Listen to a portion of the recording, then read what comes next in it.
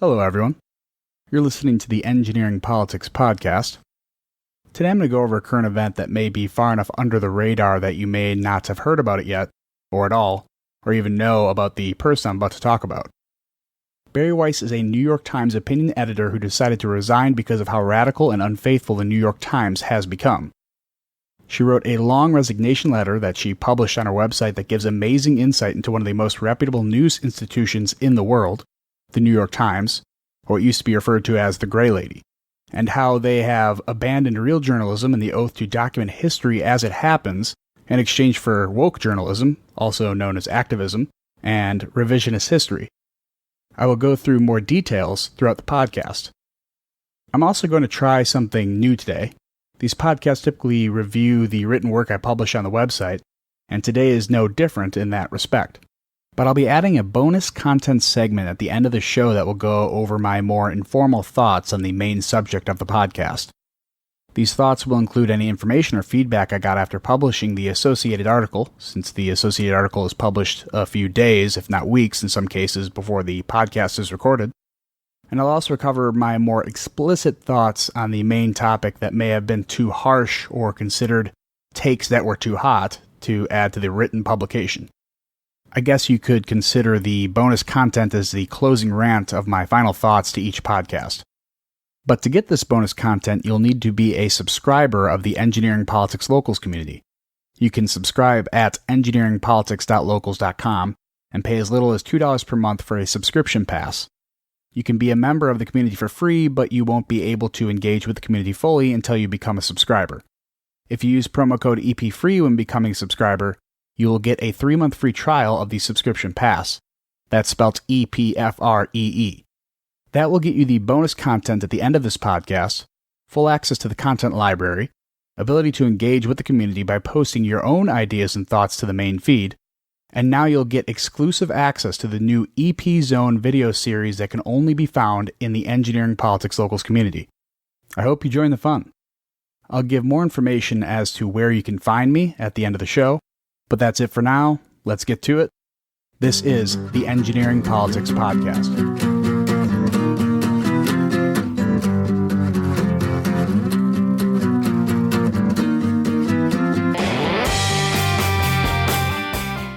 As many of you may have seen by now, Bari Weiss has resigned from the New York Times, and a ton of right-wing websites have picked up on this as another black eye on the face of the mainstream media.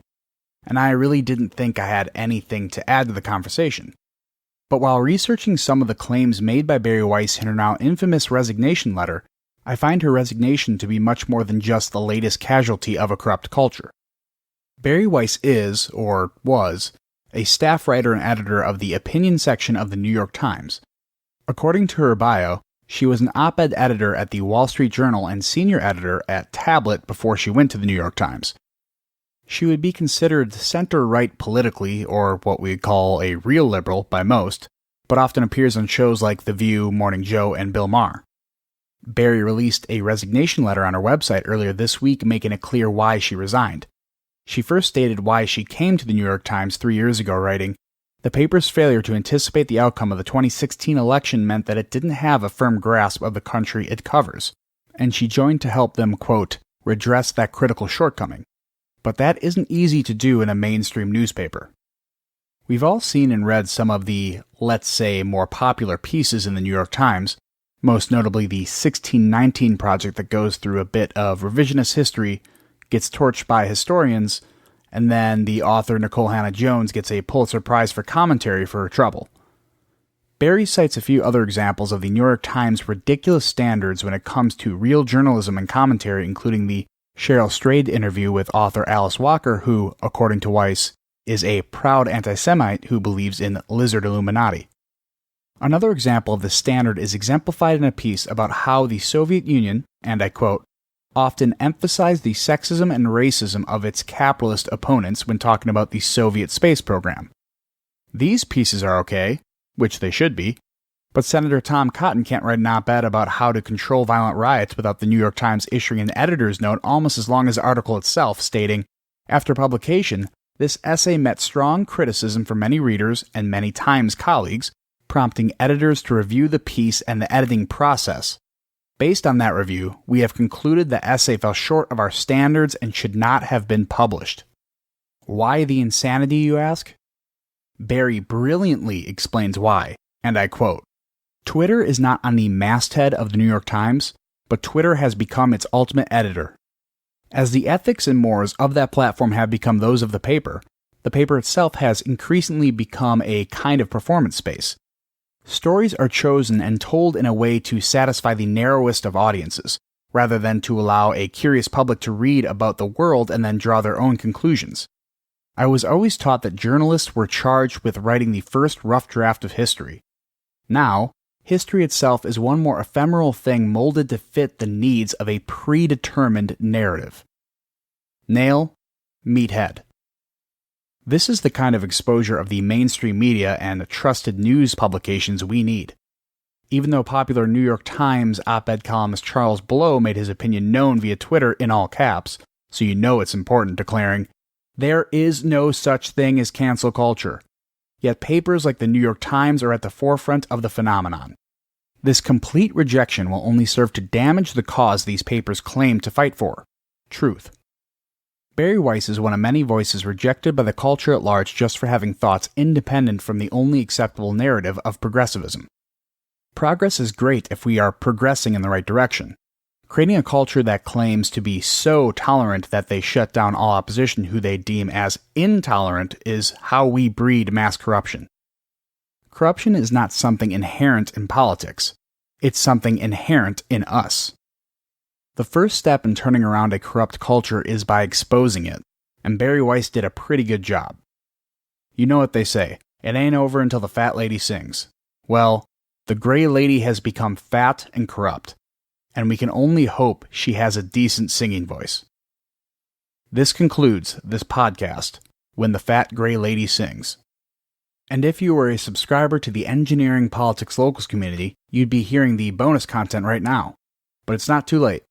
These podcasts, including the bonus content, can be found in the content library in the EP community, which will be accessible once you subscribe. And as I said at the beginning of the show, I want to take a quick moment to share different ways you can help support this content. There are a few different ways you can do this. You can follow me on Twitter at ENG_politics.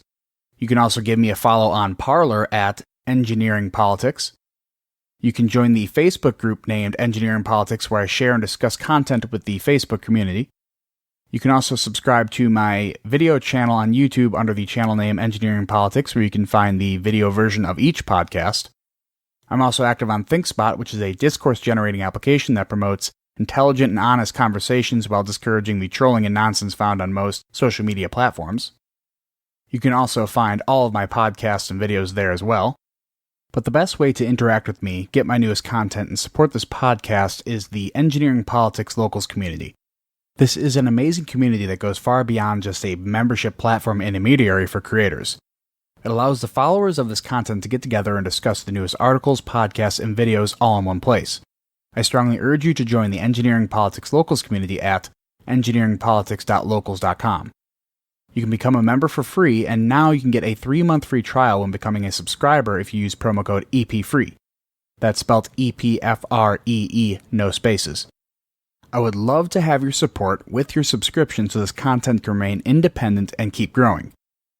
Monthly subscriptions to the Engineering Politics Locals community start as low as $2 per month. I hope I can count on your support so I can start making higher quality podcasts and subscriber content. I appreciate your consideration. Let's build a community together. Thanks again for listening. This is the Engineering Politics Podcast.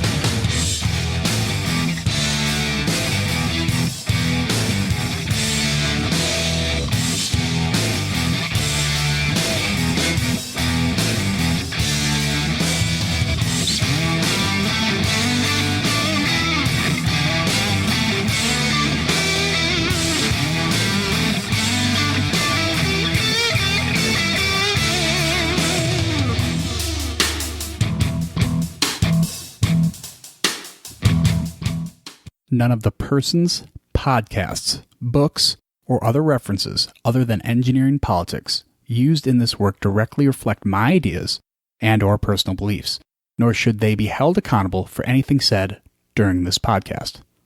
Thank you for listening.